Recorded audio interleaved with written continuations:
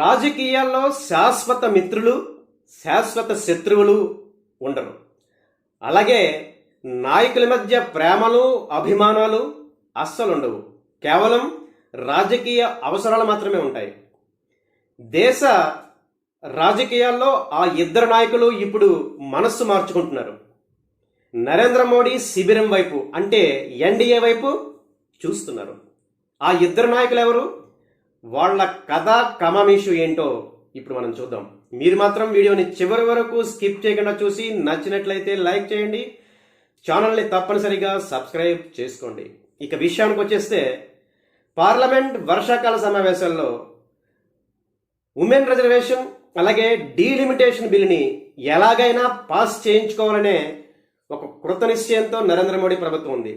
ఇప్పుడు దీనికి అనుగుణంగానే ఆ ఇద్దరు నాయకులు ఉమెన్ రిజర్వేషన్ డీలిమిటేషన్ బిల్లుకి సపోర్ట్గా మాట్లాడుతున్నారు. ఆ ఇద్దరు నాయకుల్లో మొదటి నాయకుడు డిఎంకే నేత స్టాలిన్.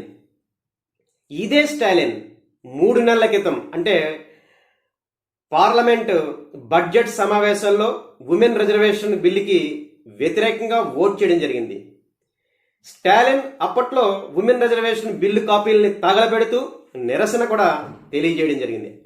అదే స్టాలిన్ జస్ట్ ఇప్పుడు మళ్ళీ ఆ బిల్లుకు అనుకూలంగా మారుతున్నట్లు సంకేతాలు వస్తున్నాయి.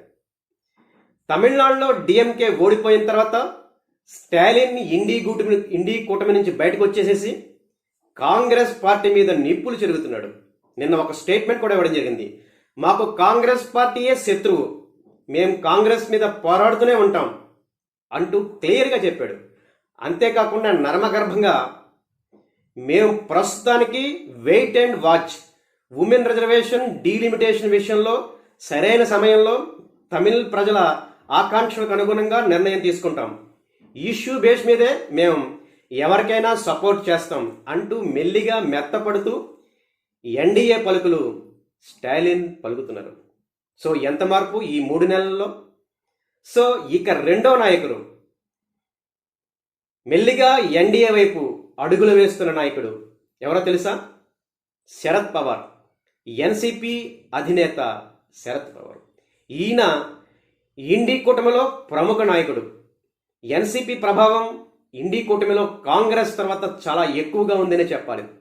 ఈ మధ్యకాలంలో శరద్ పవార్ ఎన్డీఏలో ప్రధాన పక్షమైన శివసేన షిండే తోటి కలవడం జరిగింది. అంతేకాకుండా ఎన్సీపీ తరచుగా బీజేపీ నాయకులను కూడా కలుస్తున్నట్లు వార్తలు వస్తున్నాయి. ఇప్పుడు ఇదే క్రమంలో ఎన్సీపీ మరో ప్రముఖ నేత సుప్రియా సూలే ఈ ఉమెన్ రిజర్వేషన్ డీలిమిటేషన్ బిల్లుకి సపోర్ట్గా ఒక స్టేట్మెంట్ ఇవ్వడం జరిగింది.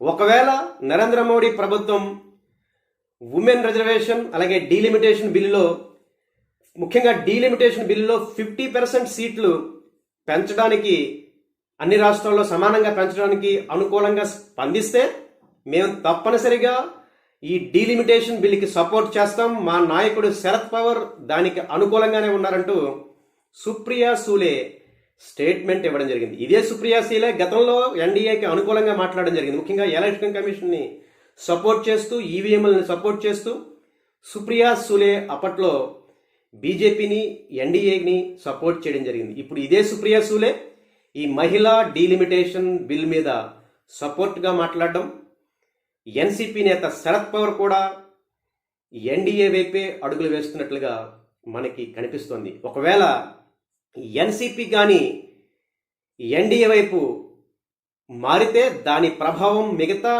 ఇండీ కూటమిలోని మిగతా పక్షాల మీద కూడా ఉండే అవకాశం, ముఖ్యంగా ఉద్ధవ్ శివసేన మీద, నేషనల్ కాన్ఫరెన్స్ మీద, అలాగే డిఎంకే మీద కూడా ఆ ప్రభావం ఉంది. ఎన్సీపీకి కేవలం పార్లమెంట్లో లోక్సభలో 1 సీటు, రాజ్యసభలో 3 సీట్లు మాత్రమే ఉంది. అయినా అది ఎన్డీఏకి పక్షాన చేరినట్లయితే దాని ప్రభావం చాలా ఎక్కువగానే ఉంటుంది. ఇక స్టాలిన్కి, డిఎంకేకి పార్లమెంట్లో సుమారుగా ఈ పార్లమెంట్లో 22 లోక్సభ ఎంపీలు ఉన్నారు పార్లమెంట్లో డిఎంకేకి, అలాగే 8 మంది రాజ్యసభ సభ్యులు ఉన్నారు. వీళ్ళందరూ కలిసి ఎన్డీఏకి ఈ ఉమెన్ రిజర్వేషన్ బిల్కి సపోర్ట్గా, ఈ డీలిమిటేషన్ బిల్కి సపోర్ట్గా ఓటేస్తే మాత్రం సునాయాసంగా డీలిమిటేషన్ బిల్లు నెగ్గే అవకాశం ఉంది. అట్లీస్ట్ డిఎంకే ఓటింగ్కి గైర్హాజరైనా కూడా పార్లమెంట్లో ఈ ఉమెన్ డీలిమిటేషన్ బిల్ పాస్ అయ్యే అవకాశం ఉంది. సో ఇప్పుడు ఈ ఇద్దరు నేతలు మనసు మార్చుకోవడం రాజకీయాల్లో పెను సంచలనానికి కారణం కాబోతుంది.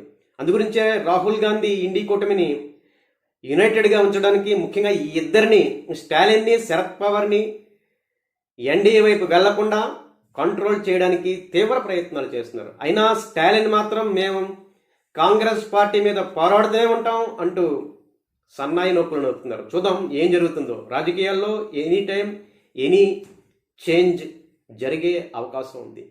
సో ఈ వీడియో మీద మీ అభిప్రాయాన్ని తప్పనిసరిగా కామెంట్స్లో తెలియజేయండి. Thank you.